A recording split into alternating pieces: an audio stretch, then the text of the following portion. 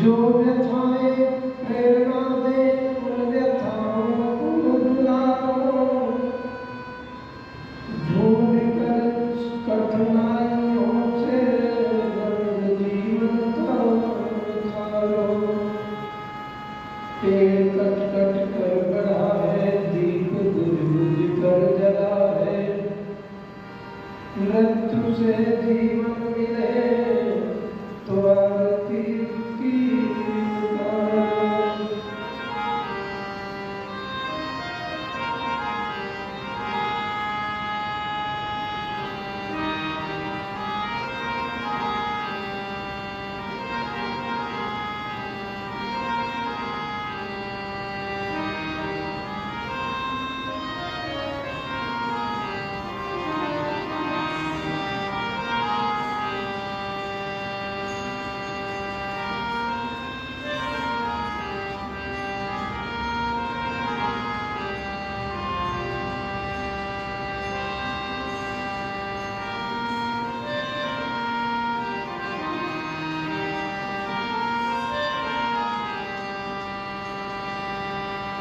मैली चादर ओढ़ के कैसे बार तिहारे,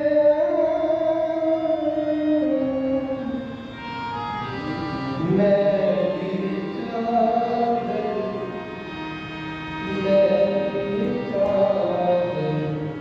ओढ़ के कैसे बार तिहारे।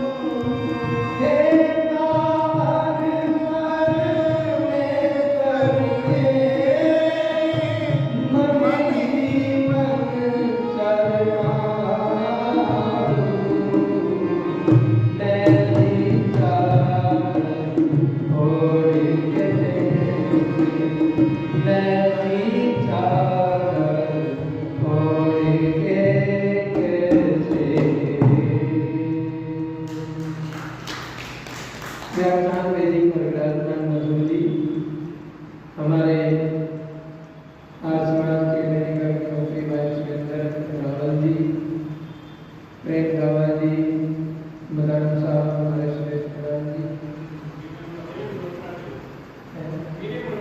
विनय जी, अच्छा विनय जी आए हैं।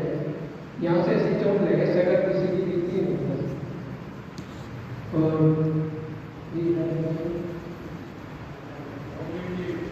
सोमवीर जी और खुशी पे कौन है?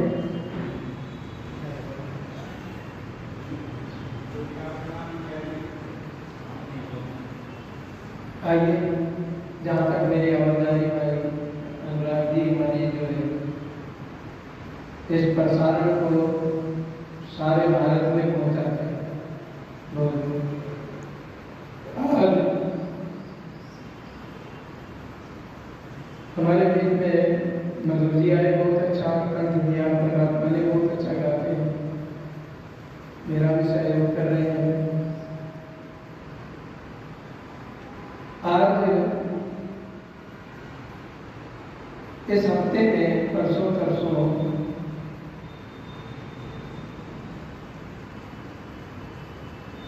महारानी लक्ष्मीबाई जी का हमने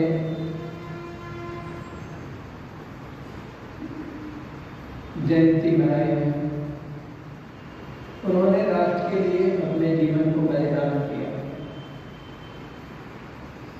पुरुषों के साथ में कंधे से कंधा मिलाकर चलने वाला हमारा महिला समाज आज की सृष्टि से लेकर आज भी वो पीछे नहीं है। ऊंचे पदों को, प्रतिष्ठित पदों पर विराजमान है। एक झोपड़ी से चलकर के शिखर तक का सफर कैसे तय किया एक गरीब परिवार में, ये किसका काम हो रहा है? एक व्यक्ति कहने लगा परसों मेरे से कि आज समाज का कार्य तो बंदशाही हो रहा है। मतलब आपने कैसे कह दिया समाज का कार्य बंद हो रहा है? ऋषि का जो सपना है वो तो साकार हो रहा है। ये तो होता रहता है, कभी कम ज्यादा तो होता रहता है, लेकिन ऋषि का सपना जो है वो आज पूरे जोश और खरोश के साथ में पूरा हुआ। ऐसा कोई परिवार आज भारत के अंदर नहीं है जिसमें बेटियों को ना पढ़ाया जा रहा। लेकिन ऋषि के आने से पहले कोई परिवार ऐसा नहीं था पूरे भारत में नाम मात्र को भी जहाँ बेटी को शिक्षित किया जाता, जहाँ बेटी को वेद पढ़ने का अधिकार हो, जहाँ बेटी को विद्या पढ़ने का अधिकार हो, जहाँ बेटी को स्वाभिमान के साथ में जीने का अधिकार हो, जहाँ बेटी को स्वावलंबी बनाया जाता हो। वो ऋषि से पहले नहीं था, ऋषि के बाद में आज देखो ऊंचे ऊंचे पदों पर और दुश्मन के दांत खट्टे करने पर दो बेटियों ने ही पाकिस्तान को जो है ऐसे नाक में चढ़े चबा दिए। तो आज बेटियां हमारी किसकी ले रहे हैं? ऐसी स्वामी दयानंद जी की ले। बताओ उस समय के भारत का क्या था?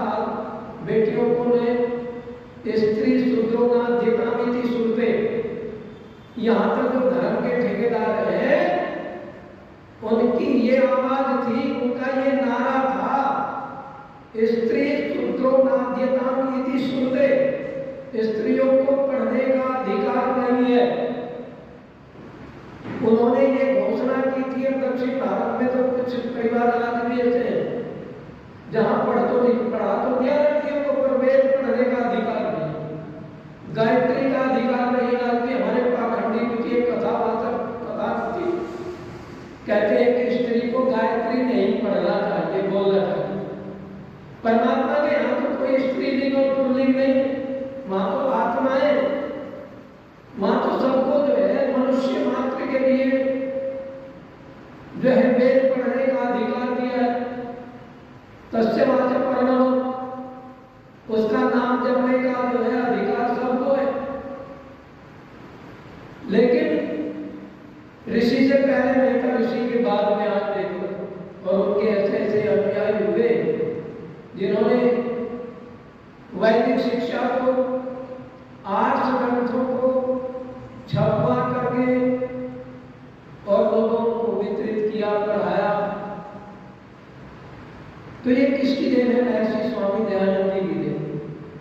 तो मैं बता रहा था महारानी झांसी की रानी, उसको इतना स्वावलंबी किसने बनाया, उसको इतना दृढ़ किसने बनाया, उसको स्वाभिमान से जीने का, सर उठाकर जीने का अधिकार किसने दिया? महर्षि स्वामी दयानंद जी महाराज। उस समय के 3 सन्यासी थे, 4। स्वामी पूर्णानंद जी जो विरजानंद जी के गुरु थे, उस समय उनकी आयु जो थी वो 150 वर्ष के आसपास, स्वामी पूर्णानंद। और स्वामी विरजानंद जी भी 75 वर्ष के थे। और एक थे स्वामी योगानंद जी जिनकी 110 वर्ष की आयु थी। और महर्षि स्वामी दयानंद जी, चारों सन्यासी थे वहां पर। बहादुर शाह जफर, उसकी बेगम, लड़का, तात्या टोपे, नाना साहब और झांसी वाली महारानी लक्ष्मीबाई। हरिद्वार में एक बहुत बड़े बेटे हुए जो करखल में है, दक्ष प्रजापति के मंदिर में। और भारत को 1857 में ही आजाद करने का निर्णय लिया। तो इतना दृढ़ जो है मजबूत किसने बनाया? महर्षि स्वामी दयानंद जी। आयु देगी महारानी लक्ष्मीबाई के ऊपर में उनकी जयंती की अभी सुनाएंगे।